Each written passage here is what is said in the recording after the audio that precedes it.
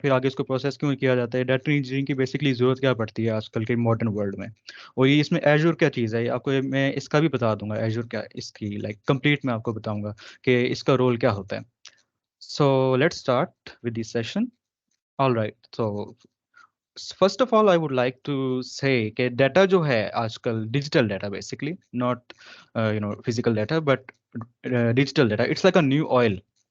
आप कह सकते हैं कि न्यू ऑयल है। Why it's a new oil, you can say because daily के बेसिस पे जब से इंटरनेट आया है, मैसिव अमाउंट्स ऑफ डाटा आजकल जनरेट हो रहा है। आपने कभी देखा होगा कि हम किसी एक दिन भी मोबाइल के बगैर रह सकते हैं।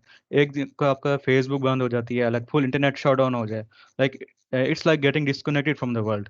हर वक्त हम लाइक डाटा जनरेट कर रहे होते हैं। हम अगर मतलब अपना फ़ोन नहीं भी यूज़ कर रहे तो ये भी डाटा जनरेट हो रहा है एक किस्म का, कि वो बंदा कितनी देर मोबाइल अपना यूज़ कर रहा है, वो बंदा कितनी देर अपना मोबाइल यूज़ नहीं कर रहा, ये भी डाटा है एक किस्म का। अब ये एक तरह का, हमें तो लगता है ये यूजलेस है, लेकिन ऑर्गेनाइजेशंस होती हैं उनके लिए ये डाटा बहुत क्रिटिकल होता है। अब मैं आपको बताता हूँ कि कैसे वो यूज़ करते हैं अपने फ़ायदे के लिए भी, और इससे किस तरह से यूज़र एक्सपीरियंस भी बेहतर हो सकता है। लाइक मैं आपको बताऊंगा, इट्स लाइक डिजिटल डाटा जो होता है रॉ फॉर्म में, जो इट्स रॉ फॉर्म में, like just raw form, basic कोई इस पे अगर इंप्रूवमेंट ना की जाए, वो जस्ट एक जैसे ऑयल होता है, अगर वो डीप अंडरग्राउंड बरीड हुआ हो। लेकिन वो अगर उसको आपने वैल्यूएबल बनाना हो तो आपको पहले उस ऑयल को एक्सट्रैक्ट करना पड़ता है, फिर आपको उसको रिफाइन करना पड़ता है। तो this is where data engineering comes in. अब आपने डाटा साइंटिस्ट, डाटा एनालिस्ट का तो नाम सुना होगा। डाटा साइंटिस्ट लाइक आपने सुना होगा, वो डाटा डाटा इंजीनियरिंग में होते हैं। लाइक वो मशीन लर्निंग के साथ भी काम करते हैं, डाटा को वो उसमें से इंसाइट्स निकालते हैं। और डाटा एनालिस्ट क्या करते हैं कि उनके उनको रॉ डाटा प्रोवाइड किया जाता है, और वो उस पर एनालिसिस एनालिसिस करके वो आगे मशीन लर्निंग साइंटिस्ट या फिर डाटा साइंटिस्ट को प्रोवाइड कर देते हैं। तो डाटा इंजीनियरिंग जो है, कह सकते हैं कि ये फर्स्ट टॉप में फाउंडेशनल जो डाटा होता है उसको ये रॉ डाटा जो होता है, रॉ डाटा, उसको ये एक ट्रांसफॉर्म करते हैं, उसको जो प्रोसेस करके एक ऐसी ऑर्गेनाइज्ड फैशन में लेके आते हैं कि डाटा एनालिस्ट और डाटा साइंटिस्ट उसको यूज कर सकें। तो yeah, this is where data engineering comes in. It's like a backbone of turning raw data into actionable insights. Imagine having the ability to transform this raw information into fuel that powers informed decision making, business intelligence, innovation. Like अगर हम इस data को, raw data को किसी तरह से ऐसी form में ले आए कि हम इसमें से अपने अपने फायदे के लिए डिसीजंस बना सकें, बिजनेस इंटेलिजेंस के लिए भी यूज हो सकता है। अगर हम इसमें इसी डाटा में से इनोवेशंस करना चाहें तो वो भी पॉसिबल है। Alright, let's come to the second point कि इस डाटा इंजीनियरिंग प्रोफेशन का क्या स्कोप है। तो आप ये देख सकते हैं कि ये डाइस टेक रिपोर्ट की एक जॉब रिपोर्ट है, कि इसमें बताया जा सकता है कि डाटा इंजीनियरिंग के जो प्रोफेशंस हैं 50% ग्रोथ किए हैं उन्होंने। 2023 की ये रिपोर्ट है। काफ़ी तेज़ी से ये फील्ड ग्रो कर रही है, बिकॉज 2021 में आपको पता है इंटरनेट से काफ़ी billions trillions of data generate हो रहा है। ओपन एआई, आपने चैट जीपीटी का तो नाम सुना होगा। चैट जीपीटी जो है वो सिर्फ डाटा की वजह से ही पॉसिबल हुआ है, वो काफी बिलियंस ऑफ डाटा पे ट्रेन हुआ है, और इसलिए ही हमें चैट जीपीटी नजर आया। चैट जीपीटी आपको क्यों लगता है, क्यों काफी वो इतना इंटेलिजेंट है? क्योंकि उस पे काफी डाटा पे वो ट्रेन हुआ है। तो ये जस्ट एक सिंपल एग्जांपल है कि किस तरह से जो बिग ऑर्गेनाइजेशंस होती हैं, अगर उनको कोई लार्ज डाटा सेट उनको प्रोवाइडेड हो तो वो किस तरह से उसको यूज कर सकते हैं।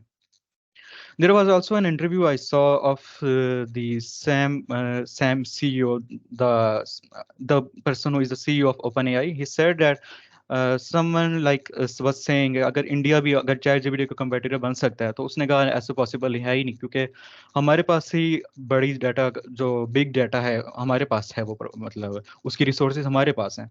तो आप अंदाज़ा लगा सकते हैं कि अगर बिग डाटा, अगर ज़्यादा से ज़्यादा डाटा अगर किसी ऑर्गेनाइजेशन के पास हो, वो उसको किस तरह से यूज़ कर सकते हैं। कुछ लोग तो उसके फायदे के लिए भी यूज़ कर सकते हैं, कुछ लोग उसके हार्मफुल पर उसके यूजेस भी होते हैं। ये मैं रॉ डाटा की आपसे मैं बात कर रहा हूँ। So let's come to the data engineering itself. What is it? It's basically acquiring, transforming means changing the data and then storing it so that it can be accessible and valuable for analysis. मतलब हम अगर data को कहीं से acquire करें raw form में, like उसका कोई भी मीनिंग नहीं है, और फिर हम उसको ट्रांसफॉर्म करें, लाइक उसमें हम कोई चेंजिंग करें, उसमें से कोई रिलेशंस बनाएं, तो और फिर एंड में जब हम रिलेशंस बना के उसको स्टोर कर दें और फिर आगे डाटा एनालिस्ट या फिर डाटा साइंटिस्ट को प्रोवाइड करें, तो ये सारा काम शुरू में जो डाटा इंजीनियर्स होते हैं ये वो करते हैं। तो इसमें आर्किटेक्चर्स भी होते हैं, लाइक आर्किटेक्चर्स आप कैसे कह सकते हैं कि एक ऑर्गेनाइजेशन में डाटा सोर्स से लेकर डेस्टिनेशन तक कैसे पहुंच रहा है। हम आर्किटेक्चर ऐसे डेवलप करते हैं कि ऑर्गेनाइजेशन में एफिशिएंट वे में सोर्स से लेकर डेस्टिनेशन तक डाटा इसमें ट्रांसफर हो रहा हो। हम कोई ऐसा हमने आर्किटेक्चर डेवलप करना होता है। और इसमें हम टूल्स भी यूज़ करते हैं, हम कोई सिस्टम्स भी इसमें यूज़ कर सकते हैं, जिसमें हम लार्ज वॉल्यूम्स ऑफ डाटा को हम रॉ फॉर्म से फिर हम इसको और उसको प्रोसेस करके हम उसको फिर कहीं पर स्टोर कर देते हैं। तो इस सेशन में आपको डाटा के इंजीनियरिंग के फंडामेंटल्स पता लगेंगे, जस्ट एन ओवरव्यू। लाइक हम इतना कॉम्प्लेक्स नहीं जाएंगे। आई नो के वीकेंड है तो सबको इंपॉर्टेंट टाइम है, सबने इंजॉयमेंट करनी होती है, तो I will try to keep it very short and concise. So first हम डाटा इंजीनियरिंग के फंडामेंटल्स देखेंगे, फिर हम उसके बाद एजूर की तरफ आएंगे कि एजूर क्या चीज़ है और ये डाटा इंजीनियरिंग का इसमें कॉन्सेप्ट कहाँ से आता है। थर्ड में हम देखेंगे कि आप किस तरह से डाटा इंजीनियरिंग फील्ड के अंदर जा सकते हैं। लाइक अगर आप इसमें सक्सेसफुली एंटर होना चाहते हैं तो उसकी भी मैंने आगे थोड़ी सी आपको स्लाइड्स में बताया है, तो अब वो भी मैं आपको उसमें बताऊंगा। तो फर्स्ट आ जाते हैं हम fundamentals of data engineering. Like की कॉन्सेप्ट्स क्या है जो डाटा इंजीनियरिंग के होते हैं। की कंपोनेंट्स होते हैं, तो फर्स्ट ऑफ ऑल के अगर आपका जो रॉ डाटा होता है आप उसकी डाटा मॉडलिंग करते हैं। डाटा मॉडलिंग का मैं आपको मतलब बताता हूँ क्या। Like data modelling is like saying कि मेरे पास रॉ डाटा है, अब मैं इसको आपस में कैसे मतलब बना सकता हूँ। मेरे पास ये फर्स्ट एक डाटा है, उसमें है फर्स्ट नेम्स है, लास्ट नेम्स है, एज है, डेट्स हैं। अब मैं रिलेशन बना चाहता हूँ कि इस बंदे की ये एज है, इसने ये डाटा फॉर्म में डाटा फिल किया था। अब वो काफ़ी ज़्यादा सी डाटाबेस में एक कह सकते हैं मॉडल हम बनाते हैं पहले। लाइक अभी हम डाटा पे काम नहीं कर रहे, जस्ट हम एक प्लानिंग कर रहे हैं। तो अब हम आते हैं ईटीएल की तरफ। अगर आप जब डॉट डाटा इंजीनियरिंग की आप जॉब से अप्लाई करेंगे तो या इंटरव्यूज देंगे तो ईटीएल का वर्ड आपको बहुत यूज हुआ नजर आएगा। ETL basically means extract, like raw data को आपने एक्सट्रैक्ट करना कहीं से। ट्रांसफॉर्म मींस कि आपने जो रॉ डाटा एक्सट्रैक्ट किया आप उसको चेंज करना चाहें। और अगर लोड मींस आपने जो डाटा रॉ डाटा को जब ट्रांसफॉर्म कर लिया, लाइक उसमें चेंजिंग के लिए आए, फिर आप उसको कहीं स्टोर करना चाहें तो आप स्टोर कर सकते हैं। लाइक लोड भी कर सकते हैं, आप स्टोर भी कर सकते हैं। तो थर्ड पॉइंट ये है कि आपको कि डाटा इंजीनियरिंग में हम आर्किटेक्चर डाटा आर्किटेक्चर्स को डिज़ाइन करते हैं। जैसे मैंने अभी आपको पहले बताया था कि सोर्स से लेकर डेस्टिनेशन तक प्रोवाइड करने के लिए हमें ऐसा सिस्टम डेवलप करें ऑर्गेनाइजेशन में कि हमें इजीली रॉ फॉर्म में एक सोर्स से डाटा मिल जाए और इजीली हम उसको destination data analyst scientist machine learning scientist हो गए, हम उन लोगों को तक इजीली एक एफिशिएंट आर्किटेक्चर बना दें कि इजीली डाटा क्या कहते हैं रॉ फॉर्म से एक्सट्रैक्ट हो, देन उस पर कोई प्रोसेसिंग हो। हम उसमें से डाटा में से कोई एरर्स निकाल सकते हैं कि ये डाटा साफ है, इसमें कोई डुप्लीकेट्स तो नहीं है, लाइक इसमें कोई डिलीशन तो नहीं रिक्वायर्ड। तो वो फिर हम जब डाटा को एक ऑर्गेनाइज्ड फैशन में लेके आते हैं, एक प्रेजेंटेबल फॉर्म में लेके आते हैं, तो फिर हम उसको आगे फॉरवर्ड कर देते हैं किसी भी जिसको भी डाटा रिक्वायर्ड होता है। वो हो सकता है कोई सीईओ ऑफ ऑर्गेनाइजेशन हो सकता है जिसको पता लगाना हो कि मेरी ऑर्गेनाइजेशन में मल्टीपल मेरे जो एसेट्स हैं मेरी ऑर्गेनाइजेशन में वो मेरे कैसे परफॉर्म कर रहे हैं। या मेरे जैसे अब मैं कह सकता हूँ मेरा एक स्टोर है, मल्टीपल स्टोर्स हैं मेरे इस पाकिस्तान में, मैं देखना चाहता हूँ कि मल्टीपल स्टोर्स में कैसे कस्टमर का फीडबैक आ रहा है। तो वो उस तरह का मैं आपको बता रहा हूँ कि वहां से हम डाटा एक्सट्रैक्ट करके डाटा इंजीनियर क्या करता है, डिफरेंट स्टोर से लेकर डाटा उठाता है और वो एक स्ट्रीमलाइन फैशन में लेके आता है कि एक ही जगह डाटा सारा स्टोर हो जाए, ताकि अब हमें हर हर स्टोर पे जाके देखना ना पड़े। हर स्टोर के ऑर्गेनाइजर जो होता है उससे ये ना पूछना पड़े कि आपके स्टोर कैसा परफॉर्म कर रहा है। डाटा इंजीनियर वो काम कर देता है, वो सारे स्टोर से डाटा लेके, मैं स्टोर की मैं जस्ट आपको एग्जांपल दे रहा हूँ, काफी डिफरेंट टाइप्स ऑफ एग्जांपल हो सकती हैं इसमें। डिफरेंट सोर्सेज से अगर जब डाटा आपको मिल रहा है, डाटा इंजीनियर उसको एक स्ट्रीमलाइन फैशन में यूनिफाइड फॉर्म में ले आता है। और फिर जब उसको वो स्टोर प्रोसेस करता है और लोड करता है किसी वेयर हाउस में कर सकता है, डाटा वेयर हाउस में। बेसिकली मैं डाटा वेयर हाउस का बारे में बताऊंगा आपको कि वो क्या होता है। या फिर वो डाटाबेस में स्टोर कर सकता है। फिर उसको जब वो एनालिसिस फॉर्म में या प्रेजेंटेबल फॉर्म में लेके आता है वो आके किसी सीईओ को दिखा सकता है। All right, so it's essentially behind the scenes work that ensures data is not collected but transformed into meaningful insights. Just like मैंने आपको जो भी एक्सप्लेन किया वही चीज़ में बता रहे हैं कि डाटा जो है बैक एंड पे जो काम डाटा से रिलेटेड होता है सारे डाटा इंजीनियर्स करते हैं। रॉ फॉर्म से उठा के उस पर एनालिसिस करना, उस पर कोई प्रोसेसिंग करना, कि कोई डुप्लीकेट्स निकालना, डाटा क्लीनिंग करना, तो वो सारे काम डाटा इंजीनियर्स के होते हैं। सो let's come here is data cleaning example. Like अब ये हमारे पास रॉ फॉर्म में एक्सेल का अगर आप समझ लें, ये डाटा फॉर्म एक्सेल की एक फॉर्मेट है, फॉर्मेटेड डाटा, ये रॉ फॉर्म में डाटा है।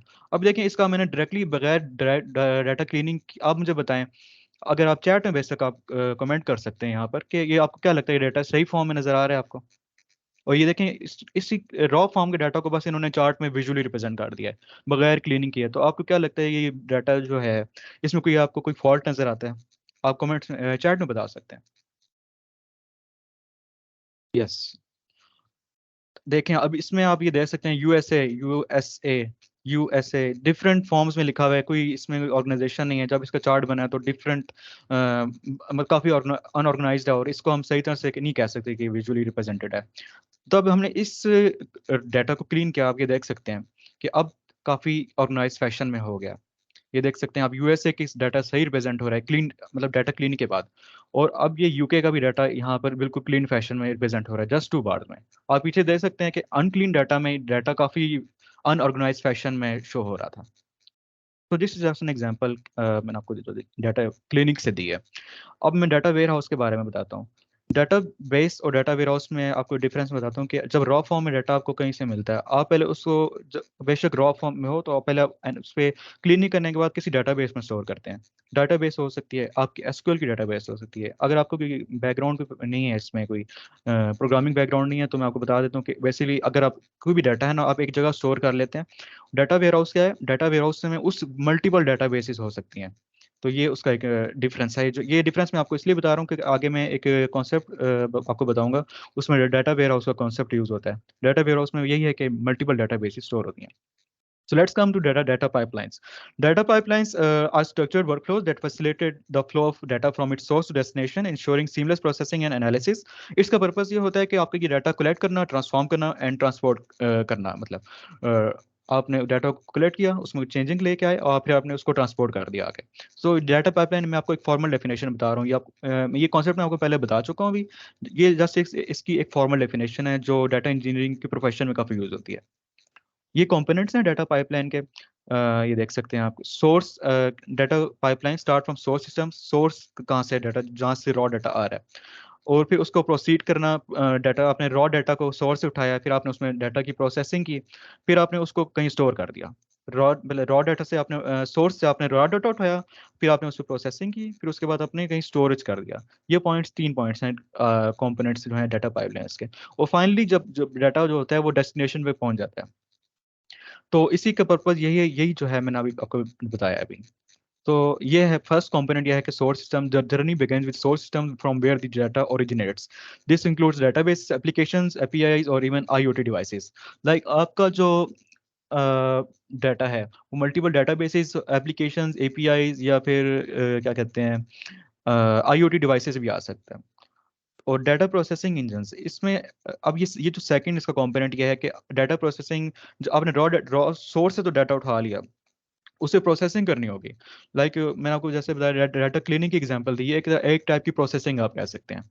तो वो जो डाटा प्रोसेसिंग है ये एजूरी डाटा ब्रिक्स में भी होती है, एपेक्स स्पार्क में भी होती है, और काफ़ी सॉफ्टवेयर और भी होते हैं। लेकिन ज़रूरी नहीं कि आपको हर टूल ही आता हो। काफ़ी लोग मतलब डर जाते हैं कि इतने ज़्यादा टूल्स हैं, अब मुझे हर कोई आना चाहिए। It's not necessary. लेकिन हम अभी जो डिस्कस करने जा रहे हैं वो एजूरी डाटा ब्रिक्स होगा। थर्ड ये है कि एजूरी के जो स्टोरेज सॉल्यूशंस, थर्ड कंपोनेंट में बता रहा हूँ आपको। मतलब जो स्टोरेज सॉल्यूशंस होते हैं उसमें आप प्रोसेस डाटा और अनप्रोसेस्ड डाटा दोनों को स्टोर कर सकते हैं। इसकी एग्जांपल ट्रेडिशनली तो हम जो क्लाउड स्टोरेज होती हैं उनमें भी स्टोर कर सकते हैं, या अपने हमारे इन हाउस अगर हमारे पास कोई डाटा पड़ा हुआ है तो हम इन हाउस डेटाबेस में भी प्रोसेस्ड एंड अनप्रोसेस्ड डाटा को स्टोर कर सकते हैं। फोर्थ कंपोनेंट ये है कि डाटा पाइपलाइंस का के डेस्टिनेशन सिस्टम्स में डाटा आपने पहुंचा देना है। प्रोसेस कर लिया, स्टोर कर दिया, अब हमने स्टोरेज से उठा के भेज देना है जिधर भी हमने भेजना हो। So let's come to the Azure services. अब हमने डाटा इंजीनियरिंग कॉन्सेप्ट तो बेसिकली डिफाइन कर लिया कि ये हमें डाटा इंजीनियरिंग होती है। तो एजूरी कहाँ से भी इसमें कहाँ से आता है, इसका क्या रोल है? एजूरी बेसिकली एक क्लाउड कंप्यूटिंग प्लेटफॉर्म है। जो क्लाउड कंप्यूटिंग ये होती है कि आपको एक वर्चुअली एक प्लेस प्रोवाइड कर दी जाती है, आपको कोई फिजिकली हार्डवेयर की जरूरत नहीं पड़ती। आप एक इंटरनेट के थ्रू आप इनकी क्लाउड कंप्यूटिंग सर्विसेज पे इंटरनेट पे ही ज़्यादा से ज़्यादा डाटा आप इनकी सर्विसेज जो होती हैं वहाँ पर आप इनकी इनकी सर्विसेज को यूटिलाइज कर सकते हैं बगैर किसी फिजिकल इंफ्रास्ट्रक्चर को यूज़ किए। अब एजूर जो है ये मल्टीपल सर्विसेज प्रोवाइड करता है। ये तो डाटा स्टोरेज डाटा इंजीनियर्स के लिए भी मतलब इन्होंने सर्विसेज प्रोवाइड की। ये मशीन लर्नर्स के लिए भी सर्विसेज प्रोवाइड करते हैं, ये ब्लॉकचेन डेवलपर्स के लिए भी प्रोवाइड करते हैं। हम जो डिस्कस करने जा रहे हैं वो डाटा इंजीनियर्स के लिए कौन सी सर्विसेज हैं जो एजूर प्रोवाइड करता है। तो ये चीज़ डाटा इंजीनियर्स के लिए भी ज़रूरत है। अगर उन्होंने किसी जगह पर भी अप्लाई करना हो तो क्लाउड कंप्यूटिंग का एक्सपीरियंस और नॉलेज होना ज़रूरी है आपको। तो क्लाउड कंप्यूटिंग का क्या रोल है डाटा इंजीनियरिंग में? So at the heart of Azure's capabilities is in cloud computing, which revolutionizes the way we handle data. Azure's cloud computing capabilities revolutionize data engineering by offering scalability, flexibility and cost effectiveness. Cost effectiveness मतलब ये कि Azure हमें ये help करता है कि हमारा जो एग्जिस्टिंग इंफ्रास्ट्रक्चर है सॉफ्टवेयर है उसमें हमारे पास डाटा बहुत सारा कुछ पड़ा हुआ है। ये हमारी यूनिवर्सिटी हो सकती है या फिर बहुत ज़्यादा डाटा हमारे पास पड़ा हुआ है। हम चाहते हैं कि हमारा डाटा बहुत बढ़ता जा रहा है, अब हम इतना हैंडल नहीं कर सकते। हम चाहते हैं कि किसी इंटरनेट पे कहीं फेंक दें जहाँ से हम डाटा एनालाइज करके प्रोसेस करके वहीं से हम डाटा फैच कर लें। हमारे पास क्योंकि कह सकते हैं कि रिसोर्सेज ज़्यादा हो चुके हैं तो हम ये इनकी एजोर्स की क्लाउड कंप्यूटिंग सर्विसेज को यूज़ कर सकते हैं। तो काफ़ी वो स्केलेबल होती हैं, मतलब आप जितना बड़ा करना चाहें अपने सिस्टम को कर सकते हैं। फ्लेक्सिबल होता है, मतलब आप कुछ चेंजिंग करना चाहें। कॉस्ट इफेक्टिव होता है as compare to physical infrastructure. Azure's की डाटा इंजीनियरिंग जो सर्विसेज होती हैं वो काफ़ी कॉस्ट इफेक्टिव होती हैं। It eliminates the need for on-premises infrastructure and enables access to computing services and services over the internet. जैसे मैंने आपको अभी बताया कि on-premises infrastructure की आपको जरूरत ही नहीं पड़ेगी क्योंकि आप इंटरनेट पे ही डाटा स्टोर कर देंगे डायरेक्टली क्लाउड कंप्यूटिंग के थ्रू।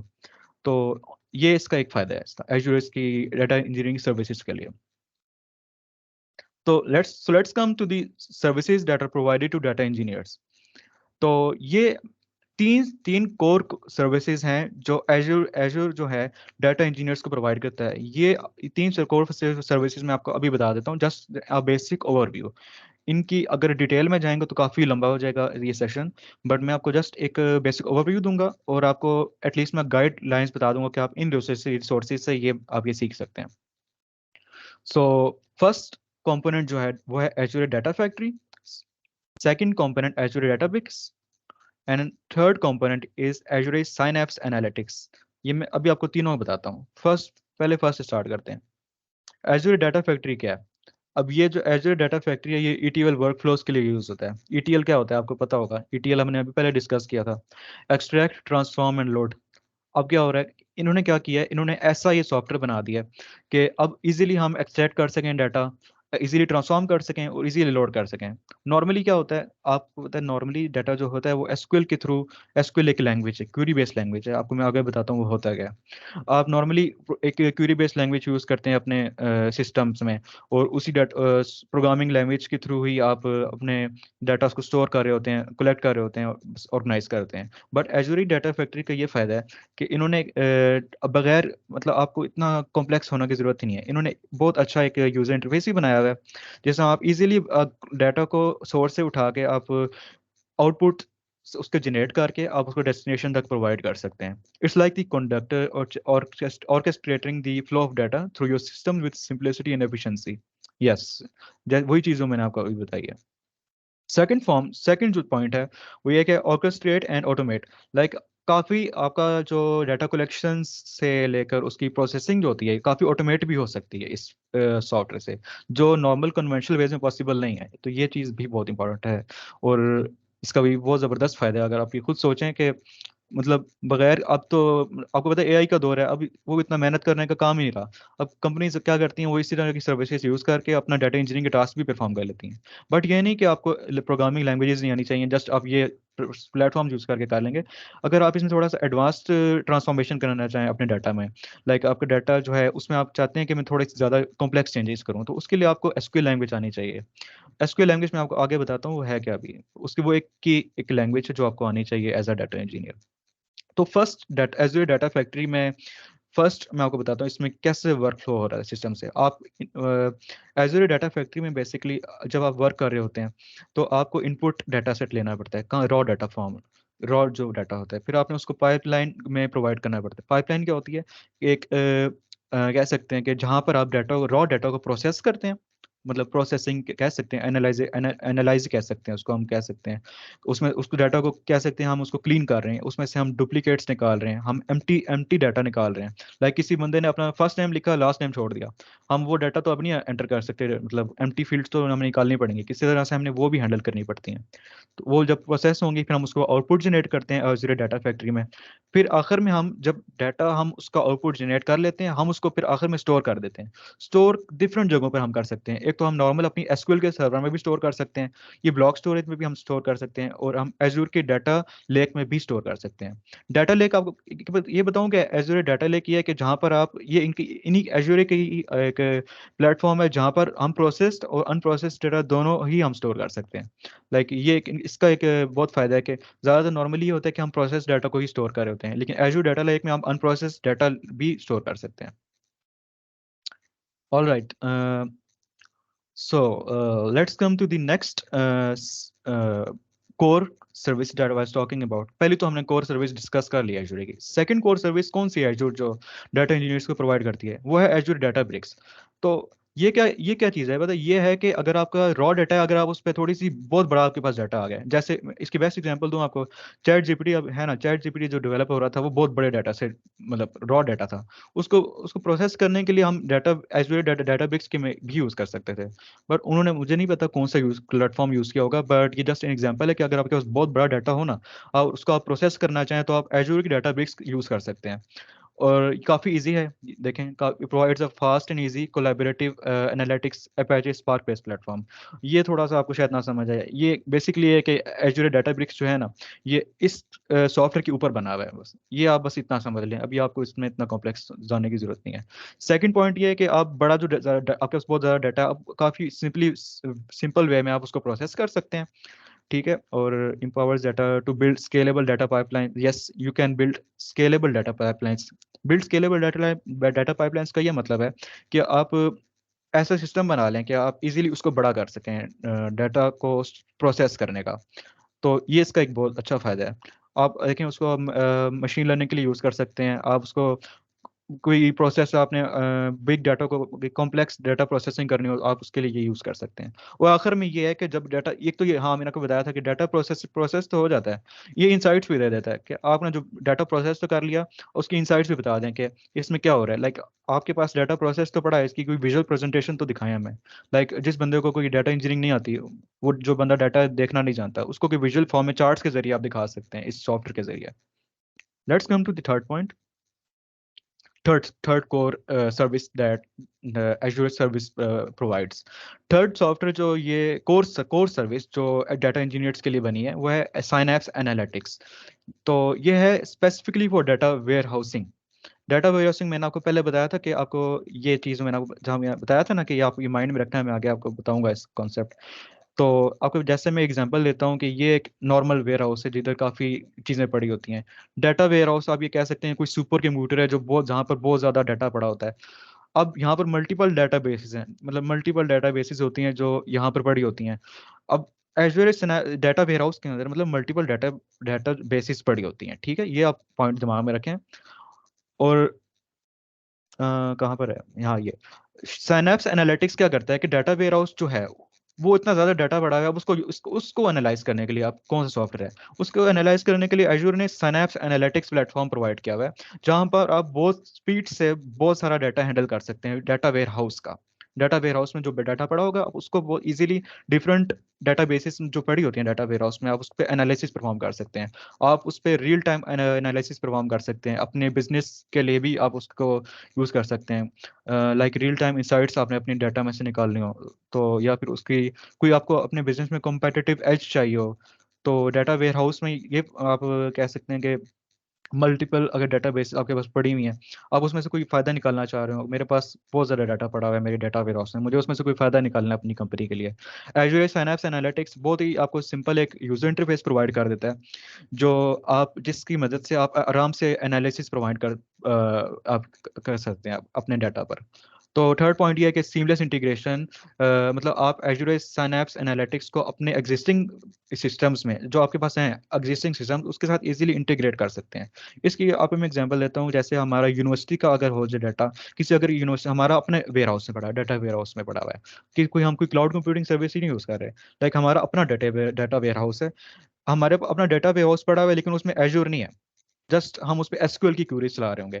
बट हम अगर चाहें कि हम उसमें थोड़ा सा उसका प्रोसेस थोड़ा सा स्ट्रीम लाइन करना चाहें, हम चाहते हैं कि थोड़ा सा लाइटनिंग स्पीड हो, उसमें थोड़ी सी हम स्पीड लाना चाहें, ज़्यादा से ज़्यादा स्पीड से हम लार्ज वॉल्यूम्स डाटा उसमें एनालाइज कर सकें, उसको प्रोसेस कर सकें। तो उसके लिए हम एज्योर सिनेप्स एनालिटिक्स जो सर्विस है एज्योर की, हम उसको भी अपने सिस्टम में इंटीग्रेट कर सकते हैं बहुत इजीली। ये है third core service data engineers के लिए जो एज्योर प्रोवाइड करता है। ऑलराइट, दीज 3 कोर सर्विसेज जो हैं हमने डिस्कस कर ली। अगर किसी का भी कोई क्वेश्चन हो तो आप ये यहाँ पर ना क्यू टीम्स में देखेंगे, Q&A, यहाँ पर अगर आप क्लिक करें ना तो यहाँ पर आपको क्वेश्चंस नजर आ जाएंगे। यहाँ पर आप कोई भी क्वेश्चन करना चाहे तो मैं आप उसका जवाब दे दूंगा। Alright, let's come to the 19 point. इसमें यह है कि अब हमने 3 कोर सर्विसेज डिस्कस कर ली। अब एज्योर स्टोरेज क्या है, एज्योर एसक्यूएल डेटाबेस क्या है, एज्योर स्टोरेज ये भी एक ऐसी एक सर्विस, 3 कोर सर्विसेज का अब वो है, लेकिन एज्योर स्टोरेज एक ऐसी जगह है जहाँ पर अपने आप रॉ डाटा को स्टोर कर रहे हैं, रॉ डाटा को स्टोर कर रहे हैं, नॉट दी प्रोसेस डाटा। या फिर ये रॉ डाटा और प्रोसेस डाटा में बहुत बड़ा डिफरेंस है, ठीक है। रॉ डाटा जो है उसका कोई यूज केस नहीं है अभी, लाइक उस पर कोई अभी एनालिसिस परफॉर्म नहीं हुआ, उस पर कोई एरर्स नहीं निकाले गए, उसको क्लीन नहीं किया गया, वो आप वो डाटा स्टोर कर सकते हैं। एज्योर की एक सर्विस होती है, एज्योर स्टोरेज में आप स्टोर कर सकते हैं। और एज्योर एसक्यूएल डेटाबेस ये सेकंड एज्योर की एक प्लेटफॉर्म है जहां पर आप प्रोसेस डाटा को भी स्टोर कर सकते हैं। No no, just process data को आप स्टोर कर सकते हैं। जो मतलब रॉ डाटा जो है, अगर आपने जब उस पर एनालिसिस कर लिया ना, प्रोसेस कर लिया, उस पर आपने रिलेशंस बना लिया। रिलेशन किस तरह के हो सकते हैं, वही जो मैंने आपको पहले बताए थे। एक मेडिकल डाटा हो सकता है, किसी हॉस्पिटल का डाटा हो सकता है, पेशेंट्स रिकॉर्ड हो सकते हैं, उन उस पेशेंट का ये रिकॉर्ड हो सकता है कि इस पेशेंट को कौन सी बीमारी थी, इसको इस लाइक ये इस हॉस्पिटल में कितना टाइम गुजार रहा है, उस टाइप की डाटा हो सकता है, वो जो उसी पेशेंट का डाटा पड़ा हो। जो ये रिलेशनल डाटा होता है, मतलब मल्टीपल डाटा, रॉ डाटा जो है उनका अगर जब आपस में रिलेशन बन रहा होता है ना, तो वो उसको हम कहते हैं, वो डाटा स्टोर होता है रिलेशनल डाटाबेस के अंदर।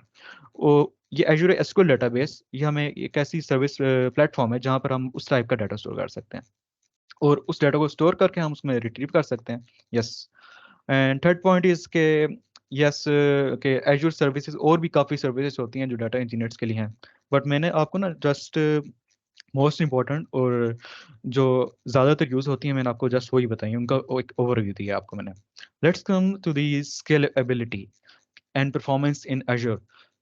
इसका मैं देखें, मैंने आपको जैसे पहले बताया था ना कि आप अगर ऑलरेडी आपका एक सिस्टम बना हुआ है, लाइक आपने क्लाउड कंप्यूटिंग एज्योर पे अगर आपने अपना डाटा इम्प्लीमेंट कर दिया, आप डाटा हैंडल अपना डाटा इंजीनियर से कह रहे हैं कि हमारा डाटा सारा अब क्लाउड कंप्यूटिंग प्लेटफॉर्म पे पड़ा हुआ है।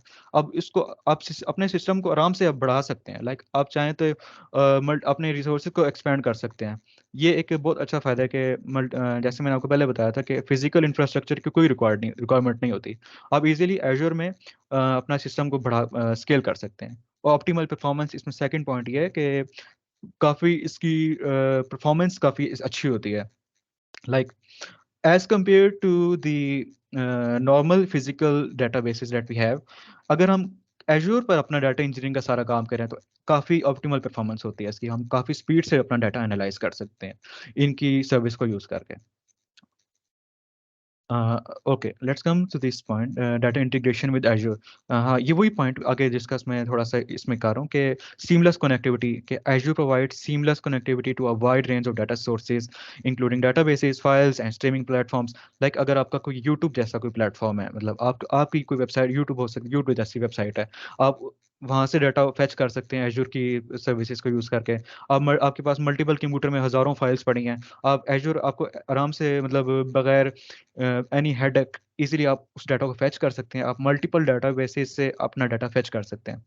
सेकंड पॉइंट ये कि आप इजीली डाटा फेच करके अपने सिस्टम्स में इंजेस्ट कर सकते हैं, like simplified data injection, streamline the process of accessing and ingesting diverse data sets, enabling you to focus on extracting insights, not data integration.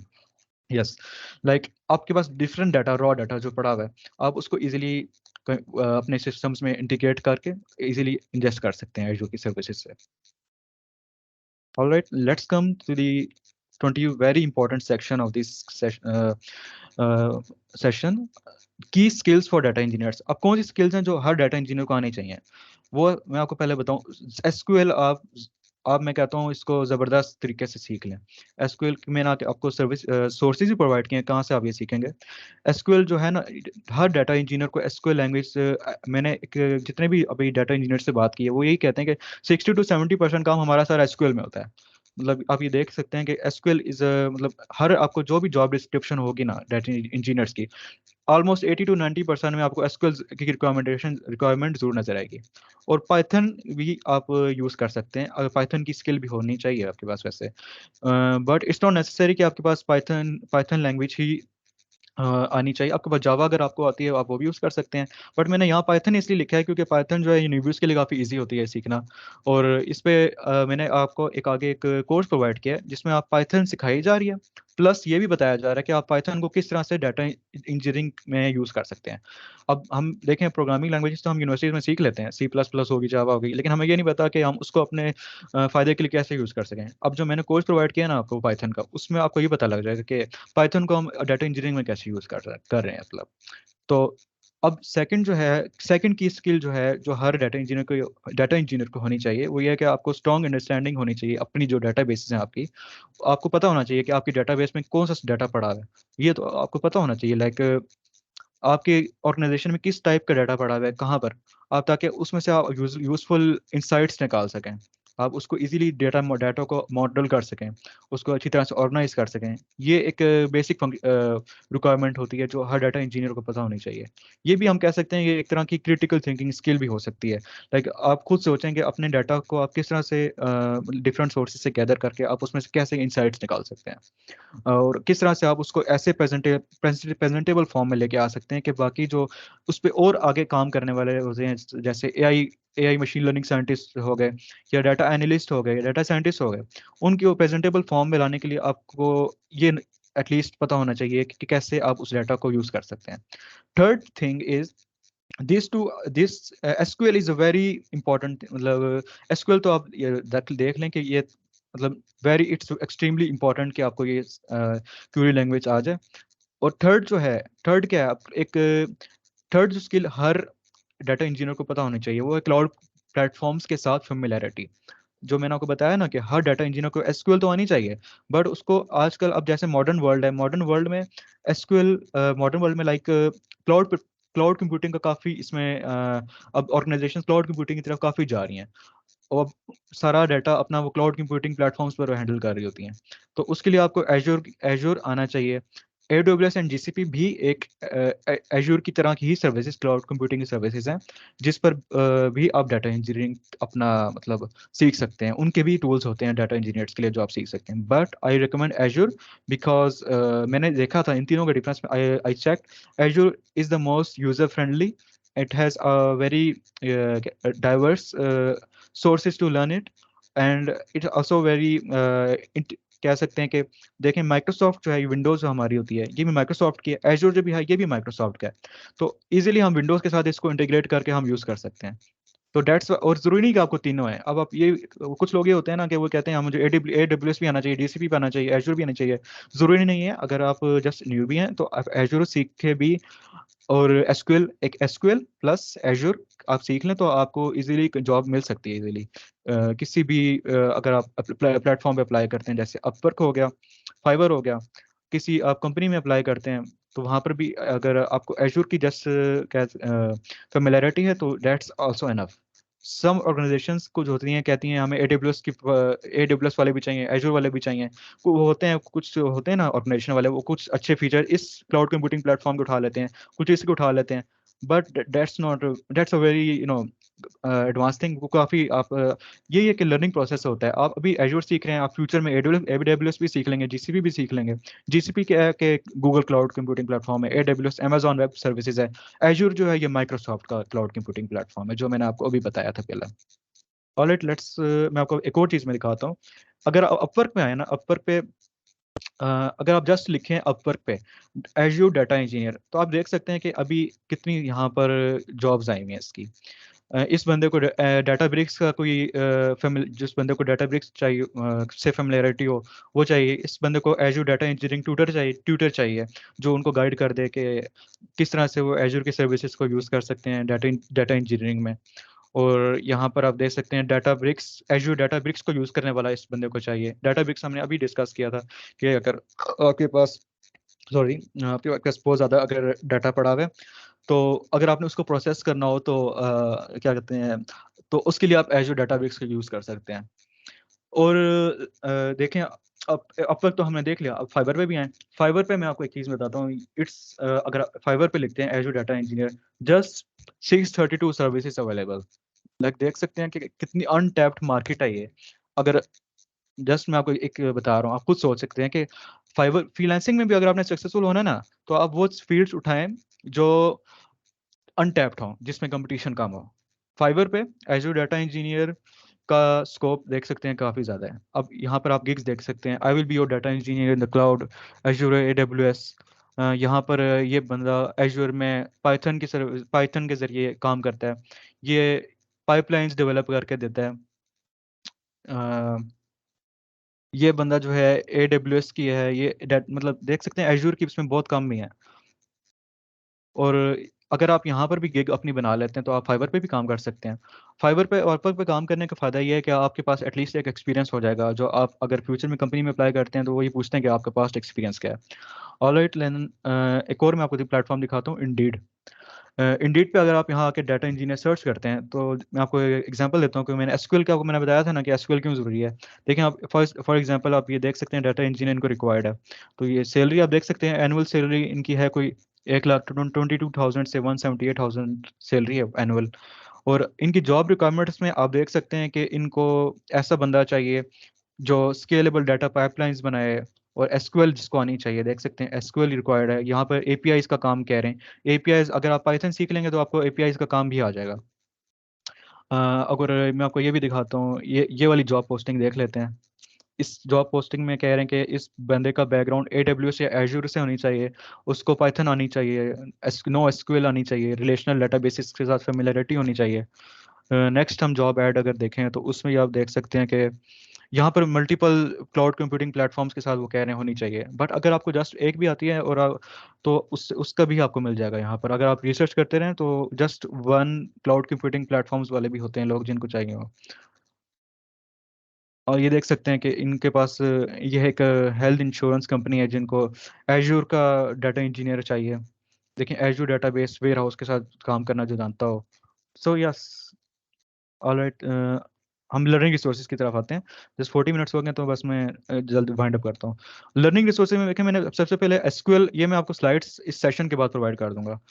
SQL में देखें, एसक्यूएल में मैंने आपको ये जो वेबसाइट प्रोवाइड की है, ये आप अगर यहाँ पर जाए ना, तो ये मैंने लोड की भी थी इधर। यहाँ पर देखें एसक्यूएल का ये बड़ा अच्छी वेबसाइट है। यहाँ पर आप आके इजीली एसक्यूएल की इन्होंने बहुत ज़बरदस्त यहाँ पर डेफिनेशन से लेकर इन्होंने हर क्यूरी बताई हुई है। और प्लस उन्होंने यहाँ पर उस डाटा को देखें, अब सेलेक्ट स्टैटिक फ्रॉम मूवीज, ये आप शायद आपको ना भी समझ आए, मतलब इन्होंने यहाँ से डाटा को सारा ना मतलब सेलेक्ट किया हुआ है। एक्सरसाइजेस के साथ आपको ये समझ आ जाएगा, आप इसको भी फॉलो कर सकते हैं इस सोर्स को एसक्यूएल सीखने के लिए। और पाइथन की जो मैंने आपसे बात की थी कि पाइथन डाटा इंजीनियरिंग स्पेशली जो कोर्स है, यहाँ पर डाटा पाइथन जो है इन्होंने सिखाई हुई है। कोर्सेरा पे एक वेबसाइट है, कोर्सेरा पे एक कोर्स है पाइथन का, मैं आपको इसका भी लिंक शेयर कर दूंगा। पाइथन का यहाँ पर ये जो कोर्स है, ये स्पेशली डिज़ाइन हुआ हुआ है डाटा साइंटिस्ट, AI डेवलपर्स के लिए, बट डाटा इंजीनियर्स भी इसको यूज़ कर सकते हैं। यहाँ पर इन्होंने पाइथन की बेसिक से लेकर उसके कंप्लीट उसकी APIs के साथ उन्हें काम करना सिखाया हुआ है। आप ये वाली रिसोर्स भी यूटिलाइज कर सकते हैं। थर्ड सोर्स मैं आपको एजूर सीखने के लिए, हाँ एसक्यूएल पाइथन हो गया, एजूर सीखने के लिए आपके लिए मैंने कोर्सेरा का दिखाता हूँ आपको मैं। कोर्सेरा का ही कोर्स है एक, इसमें ये एजूर की एक डाटा इंजीनियरिंग सर्टिफिकेशन होती है। लाइक अगर आपको एजूर की सर्विसेज यूज़ करने आ जाए ना, तो माइक्रोसॉफ्ट वाले आपको एजूर का एक एग्ज़ाम होता है, आपको पास करना पड़ता है। अगर आप उस एग्ज़ाम को पास कर लेते हैं तो आपको एक सर्टिफाइड आप एजूर डाटा इंजीनियर बन जाते हैं। और मैं आपको दिखाता हूँ, ये इस कोर्स में देखें, अगर इस कोर्स में ये है कि आपको कंप्लीट उस एग्ज़ाम की प्रिपरेशन बताई हुई है, कंप्लीट एजूर की जो सर्विसेज डाटा इंजीनियर्स यूज़ करते हैं वो कंप्लीट यहाँ पर प्रिपरेशन हो जाएगी आपकी उस एग्ज़ाम के लिए। मैं उस एग्ज़ाम का भी आपको बताता हूँ आगे। तो काफ़ी ज़्यादा लोग ये होते हैं कि काफ़ी उनको ज़्यादा जब सोर्सेज मिल जाए ना तो वो काफ़ी ओवरवेलम हो जाती है, काफ़ी ओवरवेलम हो जाते हैं, डिफरेंट सोर्सेज रिसोर्सेज मिल जाए, वो कहते हैं यार ये यहाँ से सीखूँ मैं, उधर से सीखूँ, उधर से सीखूँ, वो ओवरवेलम हो जाते हैं। जस्ट मैंने आपको ये 3 डिफरेंट सोर्सेज नहीं बताए, it's like one source only. SQL की ये हो गई, पाइथन की हो गई, एजूर की हो गई, और जस्ट वन सोर्स है ये। तो आप यहाँ से अगर सीख लें तो आप इधर से भी डाटा इंजीनियरिंग की तरफ आप इजीली इसमें इस फील्ड में आप अच्छा काम कर सकते हैं। और लास्ट में हाँ सर्टिफिकेशन की मैं आपको बात कर देता हूँ कि ये एक एजूर की डाटा इंजीनियरिंग का एग्ज़ाम होता है। अगर आप यहाँ से कोर्सेरा का जो मैंने आपको बताया था ना, कोर्सेरा का अगर आप एग्ज़ाम प्रिपेयर कर लें तो अगर एग्ज़ाम प्रिपेयर करके अगर आप उस एग्ज़ाम को पास कर लेते हैं ना तो आप ये आप certified Azure data engineer associate बन जाएंगे। आपको डाटा फैक्ट्री आना चाहिए, इसमें साइनैप्स एनालिटिक्स आना चाहिए, ये 2 तो हम डिस्कस कर चुके हैं, और डाटाब्रिक्स भी हम डिस्कस कर चुके हैं। ये 3 और भी होते हैं, data lake, storage, event hubs, ये आपको उसमें मिल जाएगा। कोर कंपोनेंट्स जो है ना वो मैंने डिस्कस कर लिए हैं, एक Azure Data Factory, Synapse Analytics and Azure Databricks. और अगर आप यहाँ से ये एग्जाम की प्रिपरेशन करें तो आपका ये भी कवर हो जाएगा। जब एग्जाम आप ये देंगे ना तो आपका ये सर्टिफाइड हो जाएंगे। और इसकी प्राइस भी मैं दिखा देता हूँ। प्राइस तो ये डॉलर्स में तो $165 इज टू मच, बट अगर आप यहाँ पर इस पर क्लिक करें और पाकिस्तान आप यहाँ सेलेक्ट कर लेना, पाकिस्तान के लिए कम है, पाकिस्तान के लिए जस्ट $80 यहाँ पर इस एग्ज़ाम की प्राइस है। तो it's like once in a lifetime investment आप ये कर लें, और आप इसको फिर अपने एम्प्लॉयज़ को भी दिखा सकते हैं, एम्प्लॉयर्स को भी दिखा सकते हैं, और काफ़ी इसमें it's a good way to showcase what you know.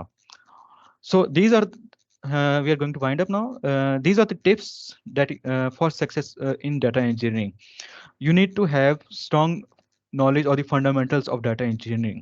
ठीक है, हमने तो अभी ओवरव्यू डिस्कस किया ना कि ये फंडामेंटल्स क्या होते हैं, हमने जस्ट ओवरव्यू किया है। लेकिन आप उसका अगर आप फुल स्टडी करेंगे जो मैंने आपको सोर्सेज प्रोवाइड किए हैं तो आपको ये फंडामेंटल्स की और अच्छी नॉलेज हो जाएगी।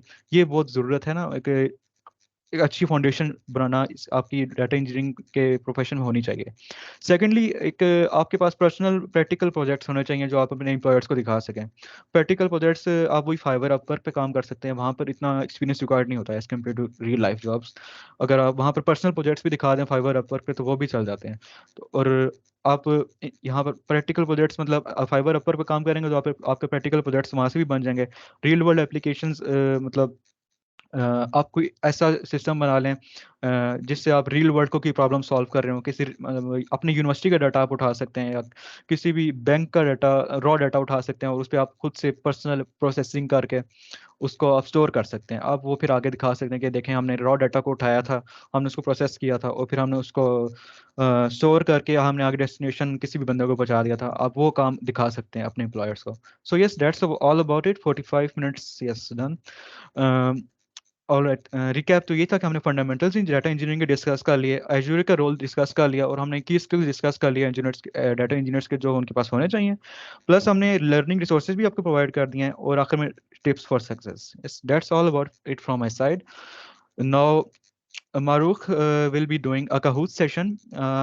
उसमें ये होगा कि अगर आपने ये स्लाइड्स सही तरह से अगर आपने मेरा सेशन सुना है तो आपकी क्वेश्चनिंग होगी, और अगर आप वो क्वेश्चनिंग का अगर आप सही जवाब देते हैं तो उनमें से अगर जो विनर होगा ना तो उसको लिंक्डइन 12 मंथ्स की प्रीमियम सब्सक्रिप्शन मिलेगी। Okay, that's all about it. Marukh, now you can take over. Yes, wonderful. Thank you always. Before the Kahoot, we will just entertain any few questions. So if you could yes, just turn off your screen share, and there are some Q&As someone has asked. Please, if you want to add your comments to that, I have also answered them a bit. There is someone in the chat who is raising their hand, Abdullah Jamshed. I will unmute his mic so he can allow to speak. So if he has any question, Abdullah, आप अभी बोल सकते हो. Please, Abdullah. You can also put in the chat if you have any ma'am मैंने question. सिर्फ ऐसे दिखा देना था, काइंडली आप कम्युनिटी सॉरी अब्दुल्ला, आपकी आवाज़ नहीं आई। काइंडली कम्युनिटी लिंक जो सर ने सोर्सेज वगैरह बताए हैं सारे। जी बिल्कुल, we will send them in the WhatsApp group. Always, could you kindly share the WhatsApp group link here so they can join, and then you can share the resources after the Kahoot session? Thanks Okay, a lot, ma'am. you're welcome. I will now share my browser. so we can open the Kahoot and we can start. So सबसे पहले I will just share the Kahoot link in the chat.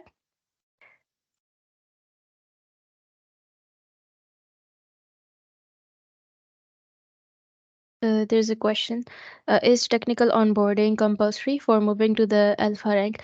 Duris, I feel like हमने कोई learning module करना होता है उधर Microsoft Learn के profile में to move to the alpha rank. I believe for the beta promotion to become a beta, conducting an event and also doing the technical onboarding is necessary.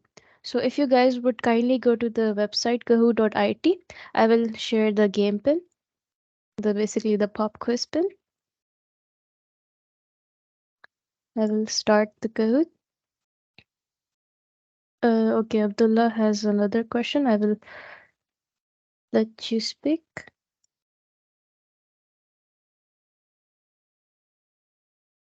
You can speak, Abdullah. कोई भी आपको सवाल हो.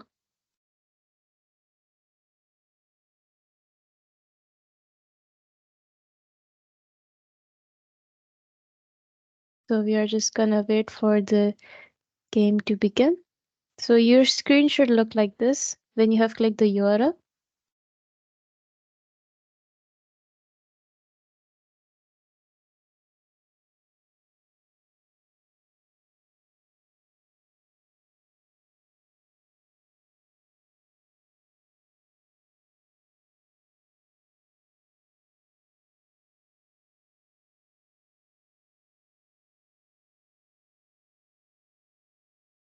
It's taking some time, so we will just give it a few minutes.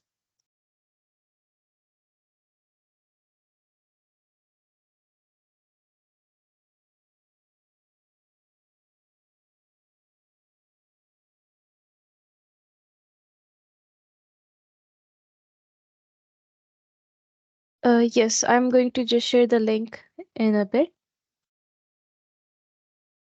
My game is basically, it's taking a bit of time, so I will do the classic mode, and the game pin is just generating in a bit. Okay, so the game pin is 7220679. I will also share this in the chat, so आप लोग chat से भी दे ले सकते हो.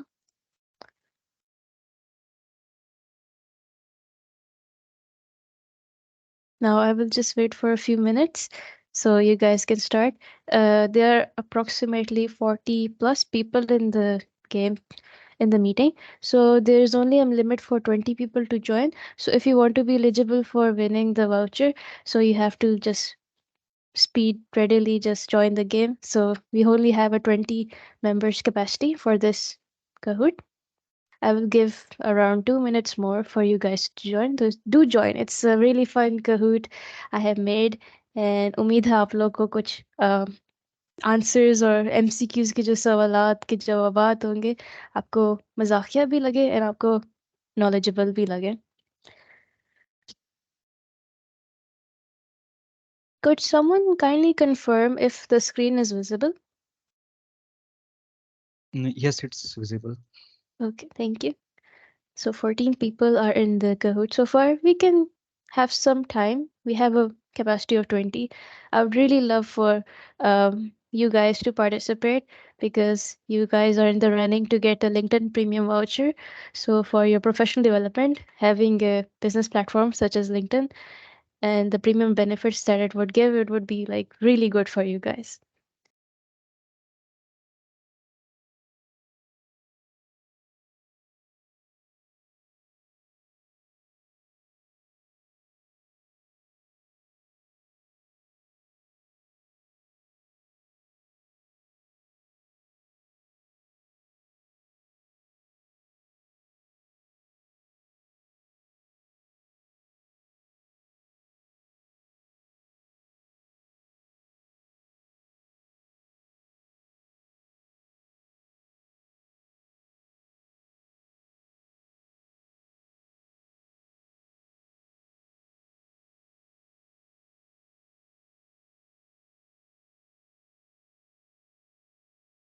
We have Danish, Ahmed, Saim, Dorais, Muzammil, Asher, Ahmed, Amrina, Noman, Zishan, Rabia, Sadi, Moide, Zan, Hamid, Omaima, Muzammil Brohi in the game right now.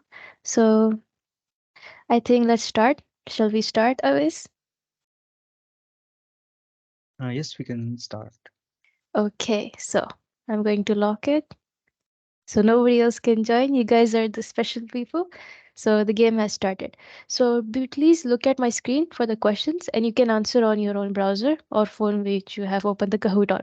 So the question, we have referred data as the new blank to signify its importance in this day and age. So data as the new weapon, container, oil, yep, yeah, Bhupinder Jogi. But yeah, let's be relevant. I think the image has a nice hint. So we have 5 seconds left for the answer. Okay, so 5 people got it right. Okay, let's look at the scoreboard.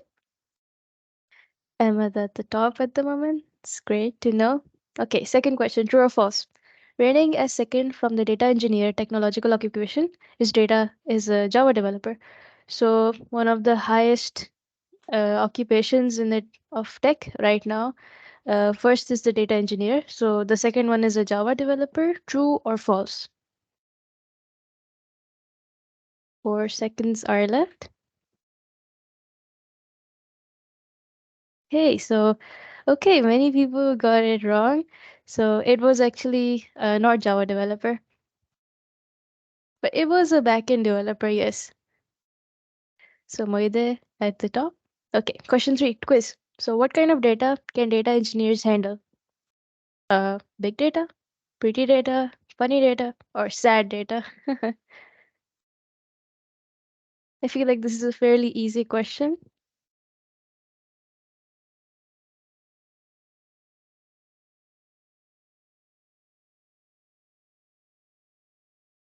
Okay, time is up.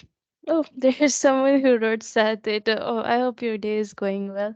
So many people got the question right. So Amrina has the answer streak, which is really nice. So, true or false? The main skill needed for being a database for for being what? So basically the question is to know how to learn a database, you need to know how to use SQL, which is structured query language. So is it true or false that you need to know SQL in order to work with databases? Yes, I think many people know, many people are quite on the dot with that answer. So question 5 is a quiz. So ETL stands for, I think of this wonderfully elaborated on that in the session. So I feel like you guys will know the answer pretty soon.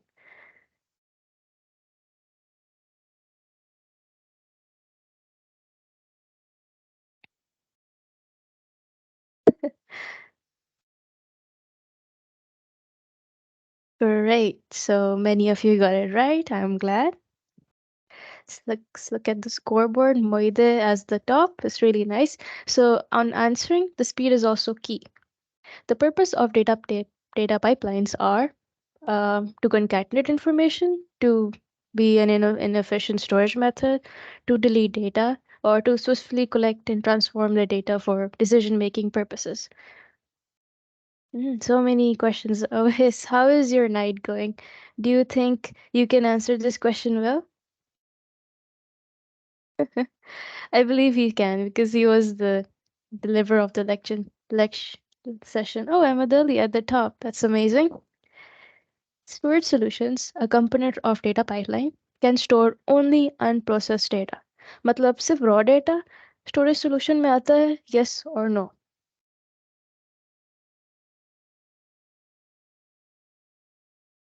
Hmm. 7 seconds on the timer. 2 people are yet to answer. Okay, so it's true or false. So इसका अगर मैं elaborate कर लूँ, storage solutions, this is not the Databricks service. This is basically the concept of storage solutions. Data pipeline बनाने के लिए आप unprocessed data भी और processed data भी इस्तेमाल कर सकते हो, both for the component for the data pipeline implementation. So let's look at the scoreboard. Sim, number 1. So we're having like quite a twist of the people at the top. So Azure is a blank. What is it? It's a cloud breathing platform, cloud computing platform, Terraform computing platform, or a programming framework. I feel the picture should help you guys a bit, but I think that's a really big hint. Great, many people got it right. 4 people got it as a programming framework. Not so close. I feel like Azure provides you the compatibility to make a framework, but it's not a framework. So for big data processing, which Azure service is required? Data Lake, Databricks, static web apps, or virtual machines? Big data processing. Great. So most of you, it was a mix of answers, but yes, Databricks is the big data processing service Azure provides. Oh, it's wonderful to see Moide back at the top. Second last quiz. Azure SQL Database is a fully managed blank database service. Non-relational database, displaced database, vector database, or relational database.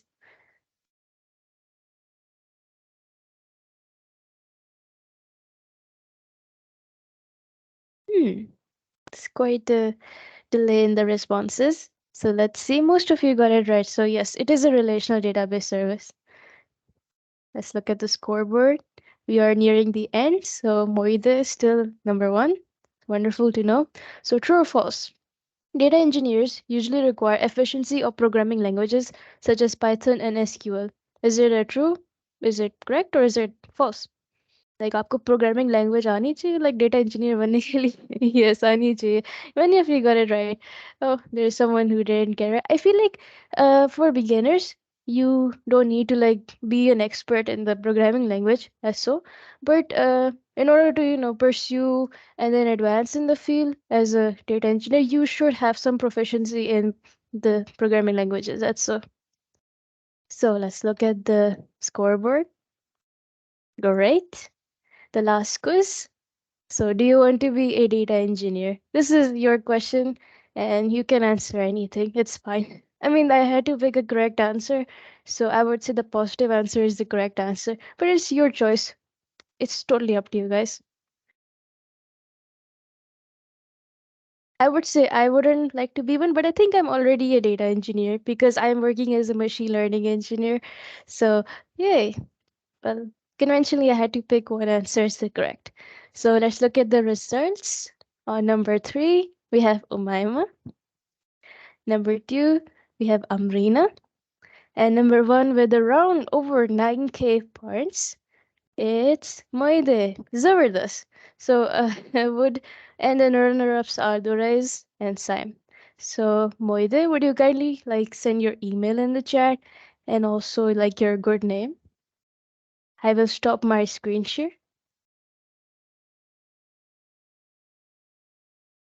Yes, I'm going to wait for Moide to chat in his name and his email for us to deliver you the LinkedIn Premium voucher. I will stop the recording now and the transcription.